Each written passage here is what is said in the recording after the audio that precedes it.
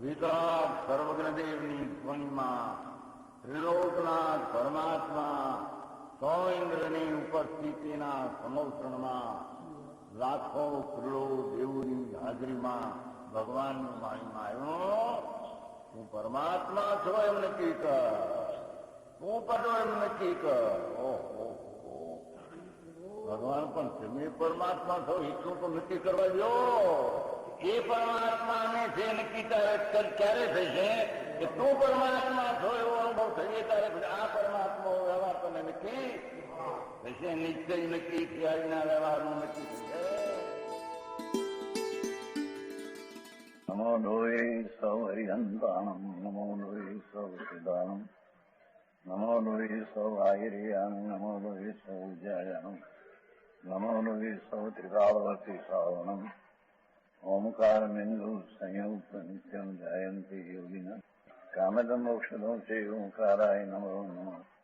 મંગળમ ભગવાન મંગળમ ગૌતમોની મંગળમ કુંકુંડાર્યો જૈન્દ્રમોષ મંગળમ નમઃ સમરિસ્મરાય સ્વાનુભૂત્યા ચકાસ્તે સ્વભાવાય ભવાય સર્વમાં વિભાવ નિદાતા. 118 આખો સિદ્ધાંત. હિંસા હિંસાનું લક્ષણ મહાસિદ્ધાંત 118. ઉભય પરિગ્રહ વર્ધનમ આચાર્યા સૂચયંતી અહિંસૈતિ વિવિધ પરિગ્રહ વહનમ હિંસતી જીન પ્રવચન જ્ઞા. કે શાસ્ત્ર તમે જાણ્યા નથી, ધવળમાં આમ છે, ધવળમાં આમ છે, પદની દયા એ સ્વભાવ છે. સારા પણ એમ નોથી આંબને આ જીન પ્રવચન જ્ઞાન વિતરાગ સર્વજ્ઞ ભગવાનના કહીના શાસ્ત્રોના જાણનાર આચાર્યો એમ ફરમાવે છે. જૈન સિદ્ધાંતના જ્ઞાતા, એક તો આત્મા લીધો આચાર્યનો, એને જૈનના પરમેશ્વરે કહેલા સિદ્ધાંતના જાણનાર કયા. સમજાણું કાંઈ? સિદ્ધાંતમાં એ કહ્યું છે, ભગવાનની આજ્ઞામાં એ આવ્યું છે, વાણીમાં એ આવ્યું છે, અને આચાર્યને એ વાત બેઠી છે. તો સમજાણું કાંઈ? જૈન સિદ્ધાંતના જ્ઞાતા, આ ભગવાનની વાણીના જાણનારાઓ, ભગવાને જે કહ્યું છે તેને જાણનારાઓ, ભગવાનને શું શાસ્ત્રમાં કેવું છે, ભગવાનના અંતર અભિપ્રાયમાં શું હતું એના જાણનારા સંતો આચાર્યો એને બંને પ્રકારના પરિગ્રહના ત્યાગને દેખો અહિંસા એમ કહ્યું છે. અહીં સૂચતી છે ને, સૂચનથી બે ન્યારી છે, બે ન્યારી મેળ છે.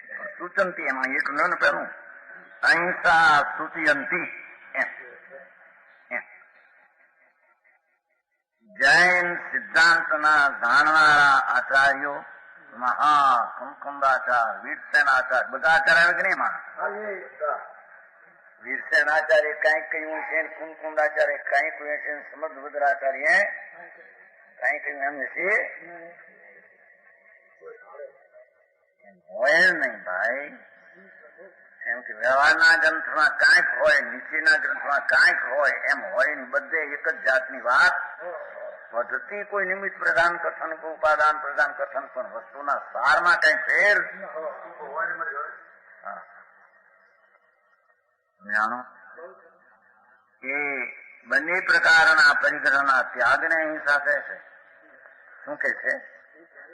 એ મિથ્યાત્વના ત્યાગને અહિંસા કહે છે. પેલો બોલ. જૈન સિદ્ધાંતના જાણનારા સંતો આચાર્યોએ એમ સિદ્ધાંતમાં એમ હતું એમ જાણ્યું છે, ભગવાનની વાણીમાં આવ્યું છે એમ જાણ્યું છે, ભગવાનના અભિપ્રાયમાં એમ હતું એમ જાણ્યું છે.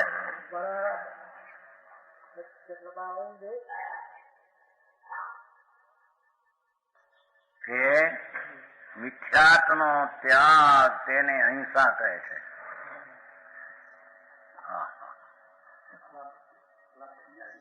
સમજાણું કાંઈ?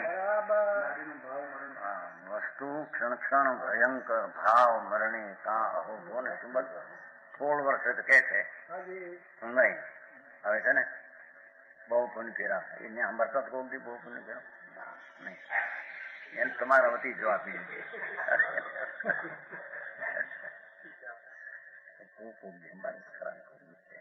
એ કીધું બોલ્યા ઉપરથી લઈ મેં કીધું ત્યાં આમ કઈ મેં યાદ કરતા લાગે એ તરત તાજું આવ્યું મગજમાં શું કીધું નહીં ક્ષણ ક્ષણ ભયંકર ક્ષણ ક્ષણ ભયંકર ભાવ મરણે કાહો રાતી રહો એ ક્યાં એમ કે અરે ભગવાન તું ચૈતન આનંદ ને જ્ઞાન મૂર્તિ એમાં રાગને પોતાના માનીને ક્ષણે ક્ષણે તારા ભાવ મૃત્યુ થઈ રહ્યું છે 16 વર્ષે કહ્યું 16 વર્ષ એ વર્ષનું શું કામ આત્માને ક્યાં ત્યાં વર્ષ હતા સમજાણું કાંઈ કે છે ભયંકર ભાવ મરણ થાય જે છૂટે એ તો દ્રવ્ય પ્રાણ છૂટ્યા ત્યાં બીજા પ્રાણ પાછા તૈયાર જ છે હે આ ભાવ પ્રાણ છૂટે ને ભાવ પ્રાણ બીજા તૈયાર હોય એમ ન હોય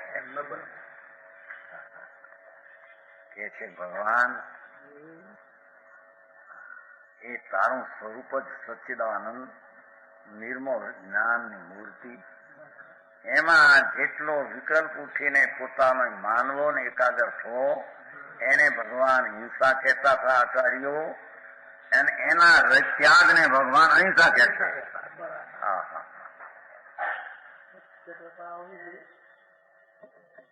સમજાણું કાંઈ મિથ્યાત્વનો ત્યાગ તે પહેલી અહિંસા એની તેને કિંમત ન મળે શકાયના જીવને ન મારતો હોય રાંધતો ન હોય તો આની દયા બહુ પાળે છે એવી એની કિંમત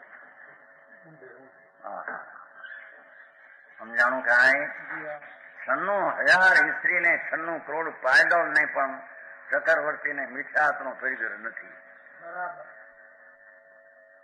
સમજાણું કાંઈ અનંતાનો મંદિરનો પરિગ્રહ નથી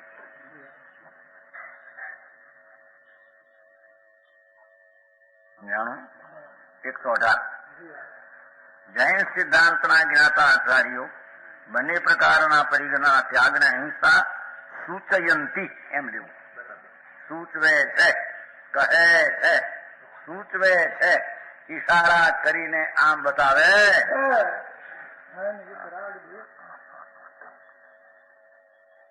અરે પણ પુરુષાર્થ સુધી ઉપાય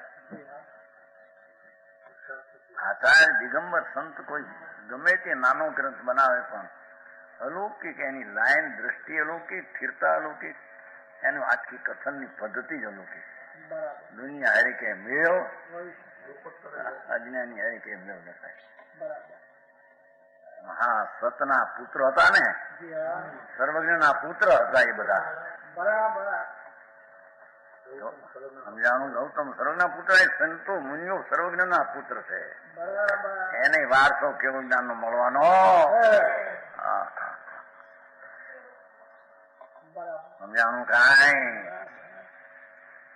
કે છે ભગવાન ના સિદ્ધાંત ના જાણનાર એક જૈન પછી પાછા જૈન પ્રવચન બીજા પ્રવચનમાં હોય છે અજ્ઞાનીમાં તો એમ કે છે સમજાણું પરમેશ્વર ત્રિલોકનાથ વિતરાગ દેવના પ્રવચનો સિવાય બીજા પ્રવચનોમાં ક્યાંય માલ હોતો ત્રિલોકનાથ સર્વજ્ઞ દેવ વિતરાગ પરમેશ્વર કેવળ જ્ઞાની એવા જીન એના પ્રવચન એની દિવ ધ્વનિ એનો સાર એના જાણનારા એમ કે છે કે મિથ્યાત્વના પરિગ્રહનો ત્યાગ તેને ભગવાન અહિંસા કહેતા હતા ત્યારે કે કોઈ એમ કે પણ અમને ખબર ન પડે ને એની ખબર ન પડે એ તારો અજ્ઞાન સૂચવે છે સમજાણું કાંઈ અંદરનું સમ્યક દર્શન ની મિથ્યાત્વની ખબર ન પડે આપણે વ્રત કરો પણ ખબર ન પડે એનો અર્થ તને અંદર શંકા છે કે હું સંકિતી છું મિથ્યાથી એનો અર્થ તું મિથ્યાથી છો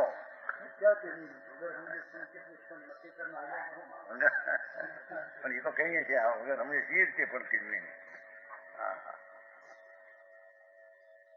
જ્ઞાનમાં પોતાને એવી નિશંકતાનો ભાગ ભાષા વિના એને આ છે મિથ્યાત્વનો ત્યાગ થયો અને અહિંસા પ્રગતિ એમ ભાન ક્યાંથી થશે એને ભાન વિના અને એના વિના બાયના ત્યાગ કરીને બેહે એને તો મિથ્યાત્વની હિંસા તો સમય ક્ષણે લાગુ પડી છે. હવે તારો ત્યાગ ક્યાં તોલમાં આવે એવો હતો.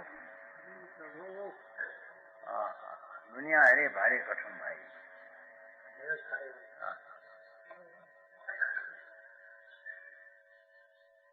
અને અહિંસા અને બીજી વિવિધ પરિગ્રહ વાળવાનો એ અભ્યંતર પરિગ્રહને ધારણ કરનાર સમજાય છે અને બાહ્ય પરિગ્રહને ધારણ કરનાર એમ આવેલી આમાં બોલો ત્યાગ હતો ને. બેને હિંસા વહનમ બેને વહે છે, ધારે છે, મિથ્યાત્વને ધારે છે, રાશરતી આદિને ધારે છે, વાસનાને ધારે છે, નિમિત્ત રૂપે પરિગ્રહને વ્યવહારથી ધારે એમ કહેવામાં એને હિંસા એમ સૂચવે છે. એને જૈન પ્રવચનના સિદ્ધાંતના રહસ્યજ્ઞો એ રાગ મિથ્યાત અને તે બાહ્ય ચીજ એને હિંસા એમ કહે. ધાર્યું છે ને પબ્લિક વહનથી વહન કરે, હાર ઉપાડે, બોજો ઉપાડ્યો છે. સમજાય છે આમાં સમજાયું છો. આજ કઈ બહુ એવું ઝીણું નથી. વાત સારી પણ બહુ ઝીણી નથી. બપોરે આવે વાત તો ઊંચી સરસ છે પણ એ પકડાય એવી છે, એના ખ્યાલમાં આવે એવી આ કઈ હવે સમજાણો. જૈન સિદ્ધાંતને જાણનાર આચાર્યો, ભાષા કેવી લીધી જો ને, આચાર્યો પ્રવચન વિના આચાર્ય સાધુ ઉપાય તો ઠીક પણ આચાર્ય ગણધરો એમ આવી ગયા ને ઉપાય સાધુ તો કઈ એટલે રહી ગયા. ભગવાનનું કહેલું ગંધર જાણે છે, ગંધર નું કહેલું આચાર્યો જાણે છે, આચાર નું કહેલું શું પાછે સાધુ જાણે છે. જૈન સિદ્ધાંતને જાણનારા આચાર્યો બંને પ્રકારના અંતરંગ બાહ્ય પરિગ્રહનો ત્યાગ કરવો તે અહિંસા છે. તેને અહિંસા કહેવામાં. અને બંને પ્રકારના પરિગ્રહને ધારણ કરવો, ત્યાગ અને ધારણ બે શબ્દ છે. ત્યાગ વહન, વહન ત્યાગ. મિથ્યાત્વનું વહન કરવું એટલે પકડવું હિંસા છે. મિથ્યાત્વનો ત્યાગ તે અહિંસા છે. રાગ મંદ રાગ પણ તે સ્થિરતા થવી, ધારી રાખવો હિંસા છે. રાગનો અભાવ કરીને અરાગી થવું તે અહિંસા છે. સમજાણું કાંઈ? વાત બહુ સારી આવી છો જમીભાઈ. જમીભાઈ ક્યાં રવિવારે ભાવનગરી આવ્યો છે ને, ભાવનગર વાળા નવું આવે છે આવે છે પછી કંઈક આવે તો ખરું ને, તું લઈને આવ્યા હોય ને એથી 8 દી આવું સૌદી ધંધો કરવો હોય.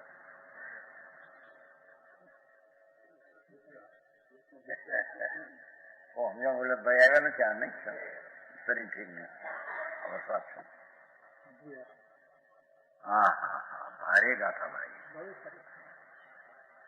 જૈન સિદ્ધાંતના સર્વજ્ઞ, સર્વ એટલે એના બધાને જાણનારા, બધું આખા શાસ્ત્રનું જાણનારા એમ. ભગવાનની વાણીને જાણનારા, ભગવાનની વાણીમાં શું આવ્યું એને જાણનારા એવા આચાર્યો એ 14 પ્રકારનો અભ્યંતર પરિગ્રહને બાય બે એના ત્યાગને ભગવાને અહિંસા કીધી છે. અને એને ધારી રાખવું, વહન કરવું, ઉપાડવું આ એને હિંસા કીધી. પેલા અહિંસા કીધી છે અને હિંસા કીધી છે. સમજાવવાનું કાંઈ? અને બંને પ્રકારના ધારણ કરે હિંસા એમ કહે છે. સૂચયંતી પરિગ્રહ ત્યાગ વિના અહિંસાની સિદ્ધિ નથી. એ મિથ્યાત્વના ત્યાગ વિના, રાગના ત્યાગ વિના, નિમિત્તના ત્યાગ વિના અહિંસાની સિદ્ધિ એમ ચાલે. સમજાણું કાંઈ?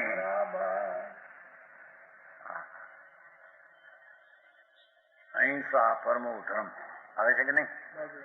આ અહિંસા પરજીવને ન મારવાનો ભાવ એ તો રાગ છે, શુભ છે, એ પરમો ધર્મ થઈ ગયો. એને તો આત્માનો સ્વભાવ ખરાબો છે. અરે ભગવાન નહીં છરે બાપુ, હું છરી જઈશ મિથ્યાત્મા. નહીં નીકળી શક નથી. આ તો પછી ભાઈ એ પ્રતિકૂળતાના સંયોગ દેખશે ત્યારે એને દુઃખ લાગશે. ભાવ એને દુઃખ નથી લાગતો. સંયોગ દેશે ને સંયોગની દ્રષ્ટિ છે ને, સંયોગ દેશે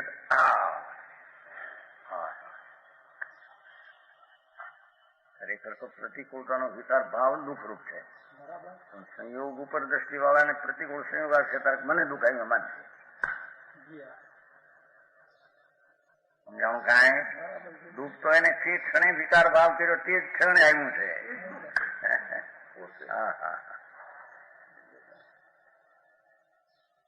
વિખ્યાતનો ભાવ તે જ દુઃખ પરિગ્રહ ને પાપ છે. પણ એના ફળ તરીકે જ્યાં નિગોદ આવશે એ પહેલા એને એમ થઈ જાય થાય શું થાય છે આ મારો ઉઘાડ, આ ઉઘાડ વિકાસ સાજ હોય શું થઈ જાય છે કઈ ખ્યાલ રહેતો નથી. દશાના ઉઘાડનું આવરણ આવી જાય ફરાગ દઈ મૃત્યુ ખાવે. એ બધા ભણ્યાના ભાવ મૂંઢપણાના હતા. પછી થઈ જાય અસાજ. અહીં અસાજ થઈ ગયો, હું કોણ છું ને ભાન ન મળે જાય છે અસાજમાં. એટલે બરાબર સમજાણું કાંઈ?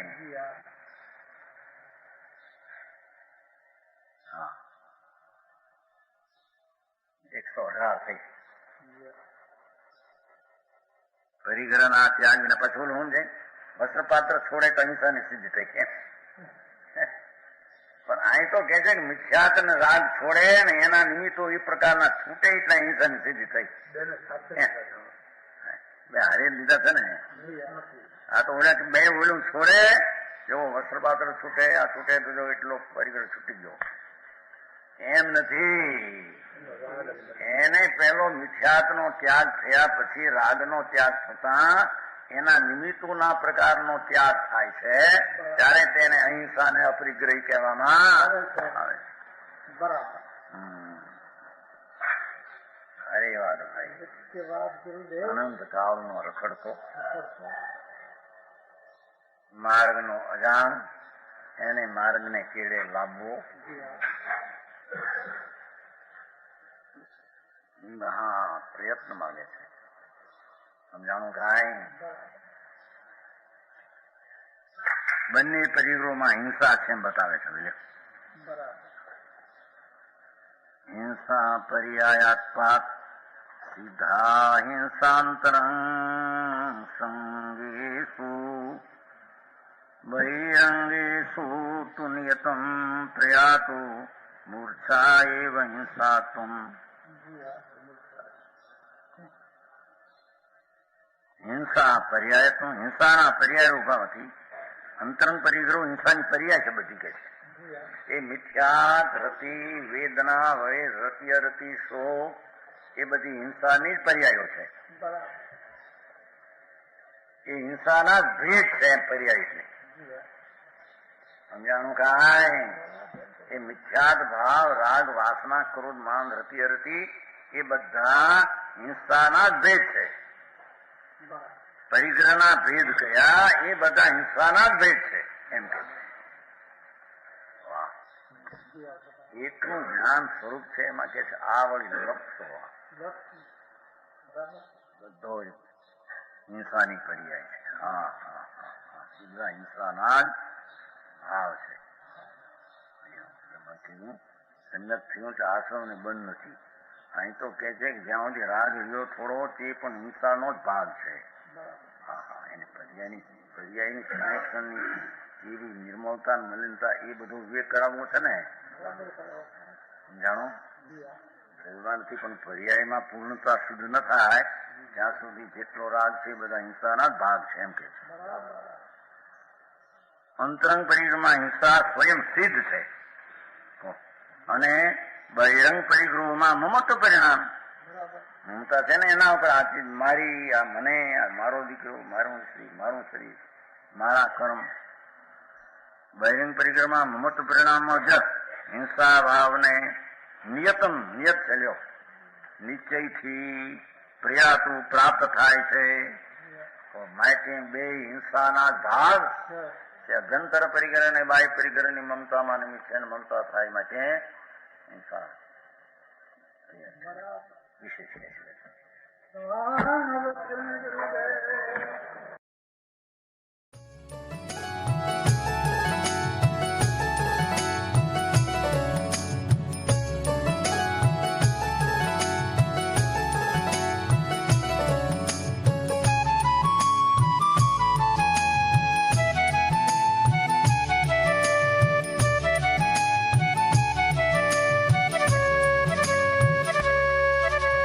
स्वर्णपुरी अति पावन है,